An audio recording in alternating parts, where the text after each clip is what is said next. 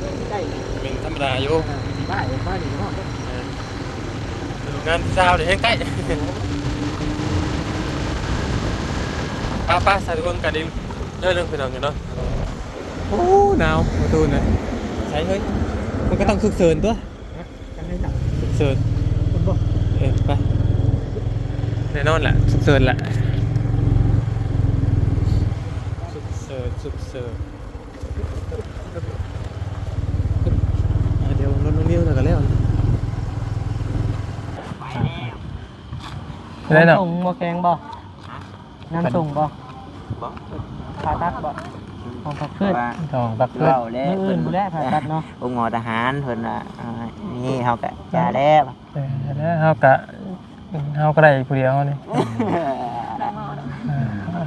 แต่ว่าท่านว่าที่ว่าอีคุยเด้อเขาเต็มเลยเด้บ่แม่นอย่าว่าฉันว่าสินั่งรอเจ้าเด้อบ่ก็เป็นอย่างนั้นเฮาก็ยังบ่ว่ายืนพี่ก็ได้เนาะเฮ้ยเนาะคือว่าได้เพิ่นได้เนาะเป็นสีลำเลียงเด้ว่าสิถามก็บ่ได้ลำเลียงเด้ก็บ่ได้จ้างไหนมาพ่อกับจานนิ้วเพิ่นนี่จานบ่สัตว์จวดไปเฮาก็เดี๋ยวมาโหลดผูกเก็บเลยมาแล้วเพิ่นเอาบ่แม่นผู้สาวเพิ่นแฮงไว้อยู่ว่าอันว่าไหนอันสอนอยู่เพิ่นแน่สอนเนาะมาเอา3เฮาฮู้นี่แหละเอาคร่าวๆซะว่าตามที่เจ้าเห็นนะคือทางเฮานี่เพิ่นบ่เห็นเนาะเห็นบ่ฮู้ว่าจังได๋คร่าวๆเอาอันดับแรกก่อนว่าเพิ่นให้ถ่ายคลิปบ่บ่ฮู้แล้วตัวนั้นบ่เรื่องอาการน้องพุ่นน่ะ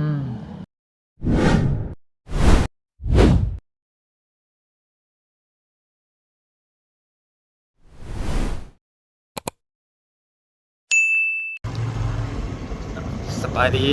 พี่น้องเลยสบายดีและสวัสดีพ่อแม่พี่น้องเนาะเบิดผู้สูงทุกคนพี่น้องเลยเนาะพอดีตอนค่ำๆพี่น้องเลยเนาะพอดีแบบเร่งด่วนพอดี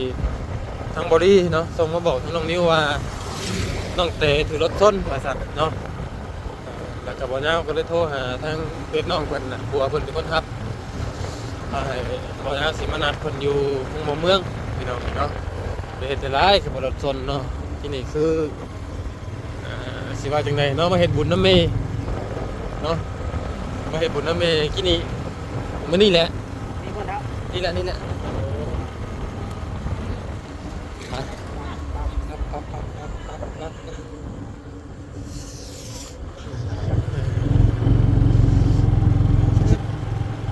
ได้ยินข่าวมาว่าน้องเตถือรถส้นพี่น้องเลยเนาะสิมาของหมอเมืองใช่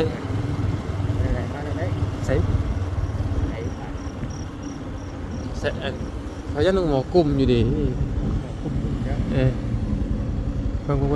หาบางน้องนิ้วกันเอาพี่น้องเลยโมเมนประตูนเลยโมเมนไปของหมอกลุ่มครับยันหมอเมืองเพิ่นบอกครับไปจักมันนักเติบจักเขาบอกตายพอดีนัดกันกินข้าวกับน้องนิ้วประตูนพี่น้องเนาะก็ได้ครับข้าวพอดีเป็นไรทางน้องแต่ถึงรถส้นพี่น้องเนาะโอ้คือว่ามาเห็นบุญน้ำเมย์น้ำยังกับมันทางผัวเราโทรมาโอ้ยซอยน้องน้องอยู่เป็นหมูน้องได้เด้ออยู่ไปซะเรื่องการพี่น้องไงสินักศิลาจังไรเขาก็ยังบ่เห็นเนาะจังไรกันจังว่ากันพี่น้องไงป้ามียังไงวะตูนเป็นจุกโอ้ยตีเลยเฮ้ยบ่เลยดิเตรียมเลยได้ดิบ่เลยดิโอ้พี่น้องไงเพียกอยู่งานกาซาดเริ่มแล้วนี่เนาะเริ่มแล้วเจ้าที่แหละเริ่มแล้วพี่น้องไงเริ่มบางเครื่องบางทองแล้วเดี๋ยวจะรอแล้วอันว่ามันจะพูดจะเป็นงานกาซาดนั่นเนาะใช่บ้านเขากับกาซาดเป็นอยู่ที่2กาซาดอันว่าลองไปลองมาแน่แม่กำลังโคนาทุ่งมากอยู่เย็นนิดนี่ไก่เนาะบุตรีเนาะเกิดเฉพาะเพื่อนเจ้าไม่ไก่เป็นธรรมดาอยู่บ้านบ้านนี่ห้องงานเช้าเดี๋ยวให้ใกล้ป้าใส่ทุกคนกันดิเรื่องไปนอนกันเนาะโอ้หนาวประตูนะใช่เฮ้ย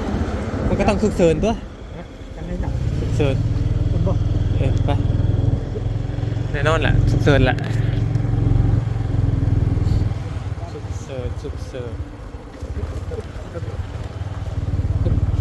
เดี๋ยวรถน้องนิ้วหน่อยก็แล้วสุดเสิร์ฟ ที่ได้สุดเกินนะ มรสุมก็ต้อง พูดก็หนาดู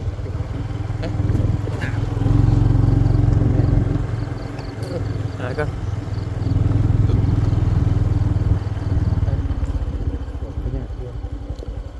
ไม่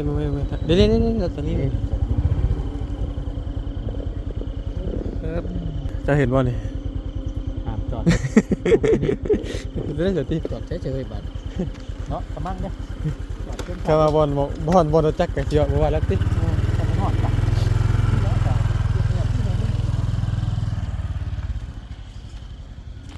กับโอ้ยันมาน้องตะมาบ่ตะกระปูข่อยจังแล้วจ้ะปะมาห้องหมอมีแต่แนวเจ็บในเป็นน้องเลยเนาะที่ได้สาเหตุเป็นว่าเขาจอดรถเลย อ๋อแบบว่าหม่องทุกเสิร์นนั่นเนาะ เด้อน้องอยู่ซ้าย อยู่มากลุ่มเด้อไอ้ กลุ่มนี่ได้ก็อยู่กลุ่มนี่อยู่ของรถเจ้านี่ ปีแรกอยู่ห้องอันอุบัติเหตุอิหยังก็เป็นเขียนว่างานฉุกเฉิน ทุกเสิร์น พุ่นเนาะ ข้างในเหมือนกัน จังวะ ต้องถามด้วยนะเพราะว่าเจ้าอยู่ช่วงน่ะ โอ้พูด ไป ทั้งนั้นน่ะเนาะ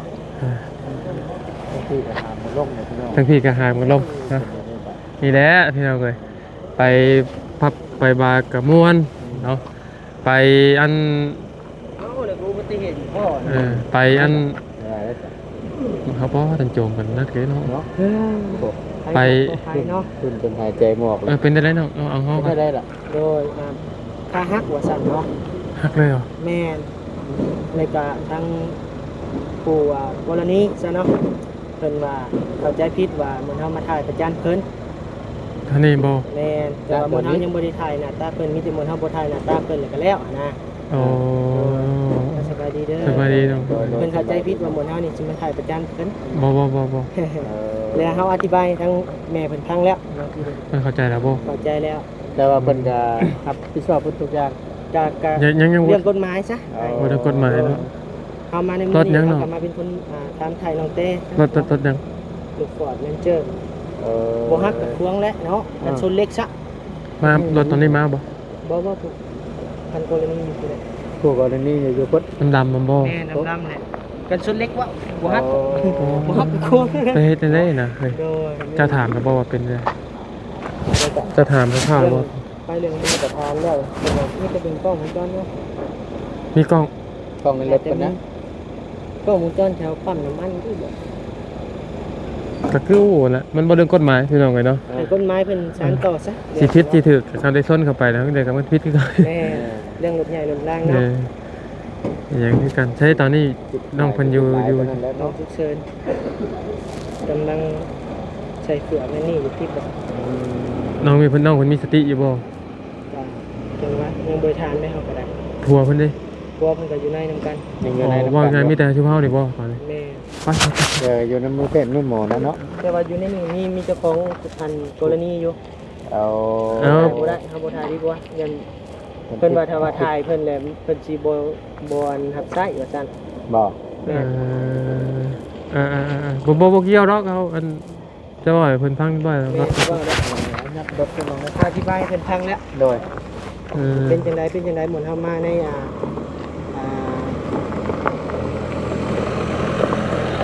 มาแบบในกรณีใดหั่นนะเขาอธิบายเพิ่นฟังว่า เพิ่นมาบ่เข้าใจเนาะ แม่นมา เขา เยี่ หู้ ยม อยู่ ยามน้องแต้เฮาน่ะ เพิ่นบ่ครับเพิ่นมาบ่เข้าใจเพราะว่ามันคนแต่ก็บ่เข้าใจการถ่าย เขา คลิป เพิ่นคิดว่าเฮาน่ะสิมาประจานเพิ่นในนั้นในนี้มันบ่แม่นเนาะ ที่ประจานหยังแต่ในเมื่อ อธิบายเป็นฟังแล้ว เป็นรับผิดชอบก็ดีนะ โดยถ้าว่าเพิ่นรับผิดชอบก็ยอมมือสาธุนำ แม่ ก็ได้คะแนนว่าเพิ่นเป็นได้กะให้ทางกฎหมายเพิ่นสานต่อ แม่ อันนี้เฮาบ่ลอกเตือนกันนะมีแต่ให้เพิ่นดำเนินการของเพิ่น ว่าด้วยกฎหมายว่า ดำ จะ เนินการเอาเองครอบครัวเพิ่น เพราะว่าเฮามีแต่มาเบิ่งอาการของน้องเพิ่นซื่อว่าเป็นแนวใด พอ พี่น้อง ซอยได้เล็กน้อยเฮาก็ซอยเฮา แม่ โดย แม่ ตอนน้องตาอยู่มากับไป เพิ่นม มากับเมียเพิ่น มาดิมารถน้องตาบ่หรือว่ามารถเพิ่นเองเด้อ มารถเพิ่นเลยรถกรณีหั่นแหละ โอ้เพิ่นนำมาส่ง นำมาส่งเลยกะยอมมือสาธุน้ำเพิ่นหั่นนะ โอ้ย เพิ่นก็บ่ได้หนี แม่น ก็ดีเนาะ ตอนแรกคิดว่าบ่มีรถแล้วสิจวดพุ่นแล้วเฮา สิขึ้นไปรับมา แม่น เพราะว่าบ่ต้าก็ไปพุ่นอยู่ข่อยเห็นอยู่บ่ต้านี่มาแต่พุ่นบ่ มาแต่บ้านว่าซั่นมาถ่ายอยู่หมอเมืองมาพ่อเอาอยู่หมอเมื บ่ อง ยันน้องมันโทรบ่จ๊ะยันโทรขอความช่วยเหลือทั้งน้องตาเพิ่นมาจักแหละวันนี้ทั้งน้องเพิ่นก็ขึ้นมาถ่ายอยู่นี้ในระหว่างนำน้องเพิ่นมานะรถอีก แล้วช่างเบิ่งกันพี่น้องเนาะว่าเพิ่นสิสิอะไรเนาะอยากเฮาก็บอกบ่ได้เนาะ ผู้แลยามออกมาห้องร่วมผู้แล โอ้ แต่ตอนนี้ยังอยู่ห้อง ICU อยู่เนาะคันว่าอยู่ทางไทยเพิ่นเอิ้นก็ได้ ว่าไงตอนนี้คือผัวเฮาก็ยังบ่สามารถเห็นหน้าผัวแล้วเนาะ แม่น เรามาแต่กับผัว2คนบ่ กับมีเอื้อยอีกคนหนึงบ่ฮู้ว่าเป็นใครหมู่คู่แล้วบ่ เป็นไอ้นางบ่ บ่แม่นเฮ็ดเวียกอยู่ปั๊มว่าซั่นบ่ เบียดติดปั๊ม ชนอยู่ไสน้องบ่ฮู้อยู่บ่ บ่ฮู้ได้ เออ เหมือนใกล้ๆหน้าปั๊มอยู่ดีบ่จังว่า ปั๊มน้องก็เฮ็ด ปั๊มน้ำมัน ทางเมื่อบ้านแล้วดิ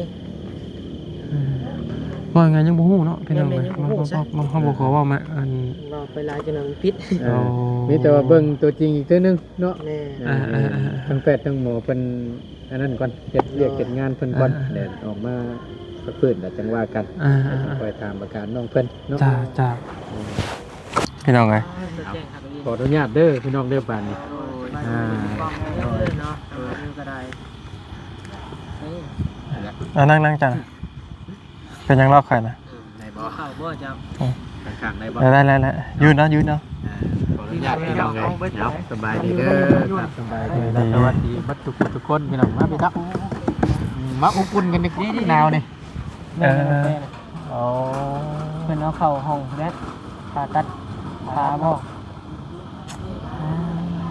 คือว่านักพอสมควรได้ ใช่แอนโทอันนะใช่ เด็บผูกกรณี3 1 2 3 ได้เนาะ ส่งบ่แข็งบ่น้ำส่งบ่ผ่าตัดบ่ของผักพืช ทองบักเพื่อน มื้ออื่นบ่แล้วผ่าตัดเนาะ องค์หมอทหารเพิ่นน่ะนี่เฮากะจ่าแล้ว แล้วเฮาก็ได้ผู้เดียวนี่ แต่ว่าท่านว่าที่ว่าอีคุยเด้อเต็มไปเลย บอกว่าอย่าว่าฉันว่าที่นางรอเจ้าเด้อ บ่ก็เป็นเนาะ เฮาก็ยัง เพราะว่ายืนที่ก็ได้เนาะ เฮ้ยเนาะ คือว่าได้เพิ่นได้เนาะ เป็นสีลำเลียงเด้ ว่าสิถามก็บ่ได้ เตรียมเลี้ยงได้ก็บ่ได้จ้างหยังเลยมาพ่อกับจานนิ้วเพิ่นนี่ จานบ่ สัตว์จุดจวดไปเฮาก็เดียวว่าหลดผูกเจ็บเลยมาแล้วเพิ่นเอาบ่แม่นผู้สาวเพิ่นแฮงไว้อยู่ว่า อันว่าไหนอัน สอนอยู่เพิ่นแน่ สอน เนาะมา เอา3เฮาฮู้นี่แหละ เอาคร่าวๆซะว่าตามที่เจ้าเห็นนะคือทางเฮานี่เพิ่นบ่เห็นเนาะ เห็นบ่บุ๊ สว่าจังได๋คร่าวๆเอาอันดับแรกก่อนว่าเพิ่นให้ถ่ายคลิปบ่ บ่ฮู้แล้วตัวนั้นบ่เรื่องอาการน้องพุ่นน่ะ อาการน้องเพิ่นบ่ตอนที่เพิ่นบิดขากับสีอันนั้นอยู่เพราะว่าขาเพิ่นน่ะเพิ่นว่าจังได๋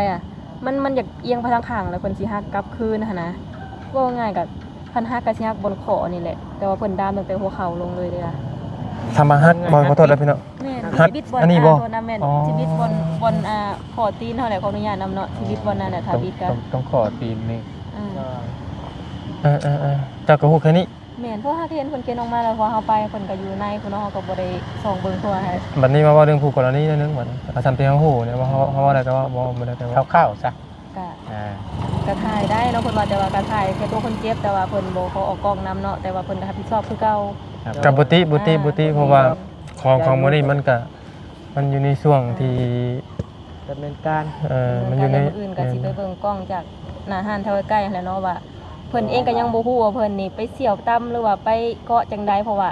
ตอนฮักรถออกมาแหละได้ยินแต่เสียงแบบคือมากี่ทีดังสะดก๊อกบาดหนึงแหละแนมเห็นคนล้มไปแล้วหั่นน่ะมันบ่ได้ว่า เลี้ยวรถบ่ แม่นแบบเลี้ยวรถคันว่าสิเกาะก็สิเกาะเอา น้องเพิ่นนี่ย่างบ่คือขี่รถ ขี่รถคือกันบ่ น้องเต้นี่ขี่ซื้อเพิ่นละเยี่ยวรถ เพิ่นน่ะว่าเลี้ยวรถออกมาแต่ห้านซื้อเครื่อง แต่น้องเพิ่นน่ะอาจจะอยู่แคมป์ทางบ่นี่ก็เพิ่นก็เล่าคร่าวๆแค่ว่าเพิ่นก็บ่จักว่าเพิ่นต่ำแบบใดซ้ำนะหั่นนะพวกเสียงต่ำก็บ่ได้ดังอีหยังขนาดนั้น ก็คือบ่เป็นหยังเนาะก็ฮู้ประมาณนี้แหละพี่น้องเนาะก็ เ ดี๋ยวมันสินั่นนี่เนาะ แต่ว่าเรื่องผู้กรณีนะเฮาบ่ว่าหรอกเฮาบ่ได้ว่าเพิ่นอย่างนั้นที่เนาะก็ เพิ่นก็บ่ได้หนีเด้ เพิ่นบ่ได้หนีเพิ่นก็คอยอยู่ ก็ยัง บ่ติพี่น้องเอ้ยท่านบ่ถือกรณีบ่ยาวกับหมู่สิมาจับกล้องจังซี่ว่าคือกันอะไรมันของพวกนี้มัน เข้าใจอยู่ ขอคุยขอนั่นเพิ่นก่อน แม่ เนาะ นบัดนี้ออกมาจากห้องฉุกเฉินบ่ได้บ่ได้ หัวเพิ่นให้นี่เด้เพิ่น เอาไปห้องพักฟื้นพอเพิ่นด้ามขาแบบกวดเบิ่งรายละเอียดแข้งขาว่าหักซำใดหั่นน่ะ โอ้ เอาไปห้องพักฟื้นก็ถามไปถามเจ้าโต๊ะแล้วเนาะว่าอาการเป็นจังไง มีแต่รอถามผัวเนาะ นี่ ภายในมามเราน่ะ เศร้ายังเกาะลืมคืนกันเลย ทำไมเด้ เศร้าไหมมาเป็นหมู่นะหมู่เพิ่นเองค่ะ อันที่ว่าชุมเจ้าไปเวียกไปงานแล้วน่ะแล้วเพิ่นล่ะบ่ แล้วมาแล้วชอบไปกับค่ำนั่นแหละเพิ่นจนลงไปส่งเครื่องของบุญอยู่โบสถ์อีหยังแล้วแม่แล้วกลับออกมาแต่ส่งน้องตุ๊กว่าซั่น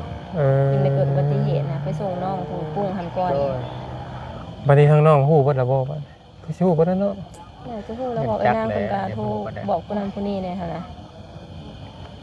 พ่อก็มาอยู่บ่พ่อน่ะ บ่ได้ บ่เพิ่นอยู่ผู้แหละบ่เรียกเพิ่นมาบ่ได้เพิ่นว่ามีแต่ลูกมา สั่นเนาะ แล้วเนาะค่ะไปถามเบิ่งเจ้าโตเพิ่นว่าอาการเป็นจังได๋ โอ เนี่ย เคน้องขับใจได้บ่เป็นหยังเนาะโอเคเพราะว่าเจ้าก็ฮู้ซ้ำบ่ฮู้บ่หลายหรอก กลับมา พี่น้อง พร้อมๆกันหั่น แม่ น่ะ น ได้เรียกกันนี่แหละเนาะ ประมาณนั้นแหละพี่น้องเนาะก็คู่กรณีบ่ได้หนีเนาะเพิ่นพร้อมรับผิดชอบทุกอย่าง สอบอยู่ โดย ก็ถือว่าเฮาโล่งใจตัวนี้ก็ยังดีที่คู่กรณีเพิ่นยังรับผิดชอบเนาะ แล้วก็ส่งหัวน้ำ แม่นเป็นนำส่งทางหมอ เอามือสาธุน้ำเพิ่นอยู่เนาะที่เพิ่นบ่ถึงบ่ปะ แม่นๆก็เรื่องเพิ่นยังบ่เข้ากล้องเขาหยังก็บ่ตีเพิ่นหรอกเพิ่นว่า เพิ่นเอาไปก็คือกัน โอ้ถือไปก็คือกันแล้วตัวนี้พี่น้องเอ้ยชนคนแล้วก็แม่นอยู่เฮาบริสุทธิ์ก็จริงอยู่แต่เฮาอยู่ในความตื่นเต้นอยู่นี่นะคนนี้อยู่ตอนที่กำลังตื่นเต้นกำลังย่านอยู่ว่าไปแล้วตัวน้องตัวนี้เนาะ ตกอกตกใจได้หน่อยเนาะ โย ว่าไปได้ตัวนี้ เพราะว่า เอาได้ผู้หนึ่งนะ แม่น ใจเพิ่นอยู่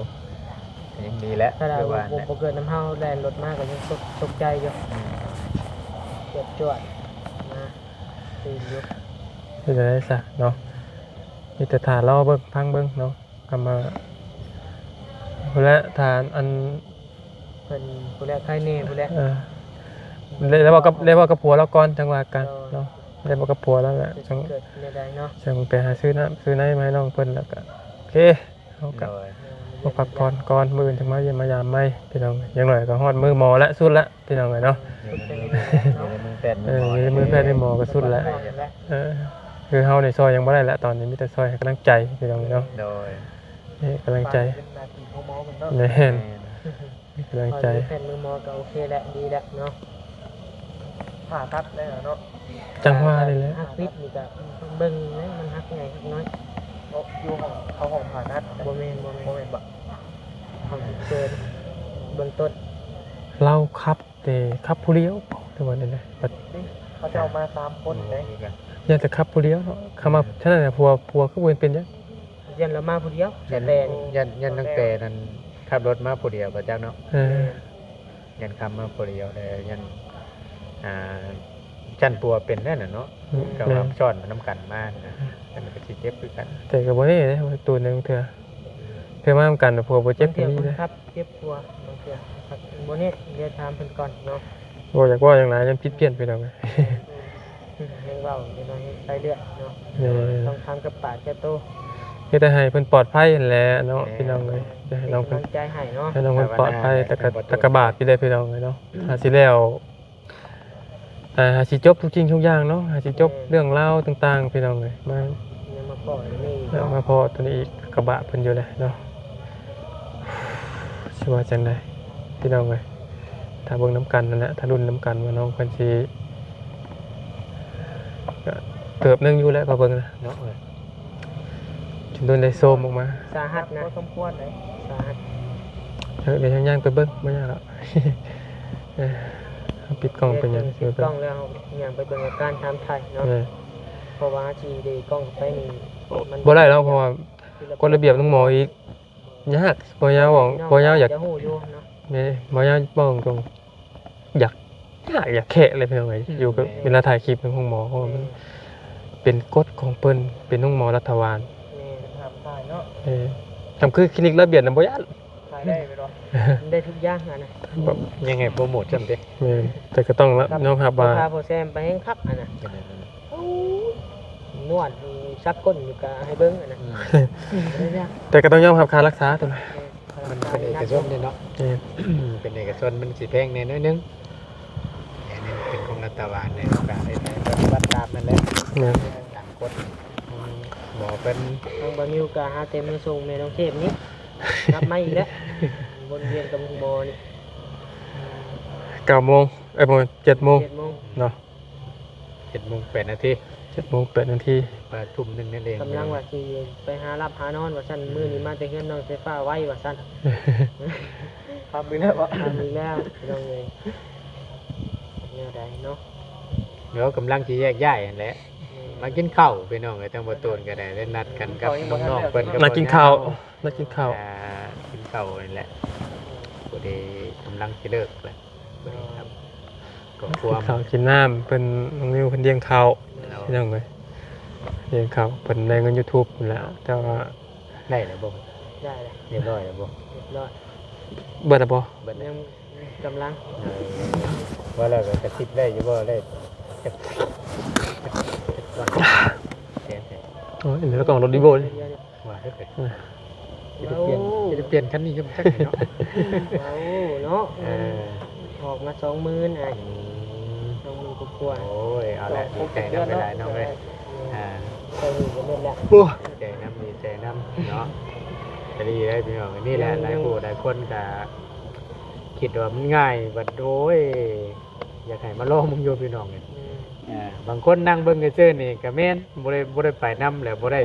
เฮ็ดบ่ได้สัมผัสนั่นน่ะก็ว่ามันง่ายไว้แค่ว่าถ้าเบิ่งคลิปเฮาแหละเนี่ยมาลงมันปึ๊บมันง่ายนู่นนี่นะ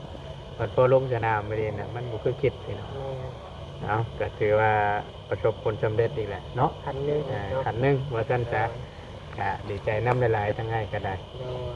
ความโชคร้ายข่อยก็ มีความสุขดี บ่มีเลย บ่มี เอ้าตื่นเต้นข่อยก็ได้ คือหมู่ว่าอันนี้เนาะ เรื่องของมาต้นนั่นรู้อะไรพี่น้องอ่าผู้ติดตามก็ได้100,000คนแล้วแต่พอดีมันเคลับ ฉลองกันแล้วป่ะ ก็จะว่า ในกระยานล่างนะ ฮะ ล่าง ล่างนี่แหละมันรหัสมันบ่ได้ บ่เกี่ยวเลยบ่เกี่ยว มันได้เลยเด้เนาะมื้อเนาะ100,000เลย แม่น มัน บ่ แตกแสนนะที่เอ็มร้อยเขานั่นเลย เดี๋ยวนี้ขายบ่เดี๋ยวนี้ฮะเสียดัด โอ้ย เอาจุ่มจิ้มไปดู คือประชัดเลยเนาะ นั่นแหละ แม่นเด้อมือใหม่นั่นเด้อได้โยมือใหม่นะมื้อนี้มันอิ่มแล้วนะก็สิว่าตื่นเต้นข่อยก็ตกใจหมู่ว่าอยู่ในหม่องขันโฆษณาเด้อว่าซั่นข่อยก็เข้าหลังบ้าน YouTube เข้าไปฮู้โลโก้ YouTube ไปเจออยู่ตกใจกดนอกบ้านนี่กลับไปใหม่มาคิดชนเมือง เลย รหัสเพิ่นส่งมาให้ แล้วเลยบาดนี้ มิดอิ่มซิมเพิ่นปล่อยเย็นลงตมบาดนี่จ้าเสียได้สิได้โดนหมู่ เข้าไปเบิ่งย้อนหลังอีเมลบ่ได้บ่ จังหวะมันมีบ่หมู่ครู บ่ได้ หมู่เคยผ่าน แม่บ่เคยผ่าน บ่ได้ คือบ่ยากในนั้นอยู่นะพี่น้อง ได้บ่ยาวได้บ่ลูก แล้ว ร้อยแล้ว มีเลยบ่ โอ้ มีเทวนาเฮาเด้สิได้โลทองเลย เนาะบ่ลดนั่นน่ะ สิได้ไปฉลองโลทอง ลูกพี่ใหญ่เฮา อยากปรารถนาคืออ้ายรู้เนาะสิมีเป็นงาได้ฮอดมันอยู่บ่เนาะ เดี๋ยวก็ได้ เดี๋ยว ฝา ก็ กค ได้ นเอฟซีในเด้อหลายๆช่องเนาะ โดย อยากนี่คืออ้ายที่นุ่งอยู่โลกเงินโลกคำโลกทองนี่แต่ว่ากันไป ป้าใส่ได้จังว่ากันตัวนั้นเนาะบ่เรื่องโรงหวานก่อนพี่น้องไปฮอดโลละบาดแล้วผู้นึงเข้าโรงหวานผู้นึงเว้าเรื่องโลอยู่ โอ้ว้าวมากับฉลอง แต่นั่นแหละจ้ะเนาะ ฉลองเนาะ จังว่ากันเนาะสามเบิ่งอาการนำกันจักหน่อยพี่น้องเนาะ แกตาเบิ่ง อันนี้เป็นคลิปสั้นๆซะพี่น้องเอ้ยไปอยู่ดีมีเฮงเด้อพี่น้องเด้อฝากเป็นกำลังใจให้น้องเพิ่นแน่พี่น้องเอ้ยเนาะจังว่ากันโดย สบายดีเด้อ รถเพิ่นยุดรถเลยเนาะ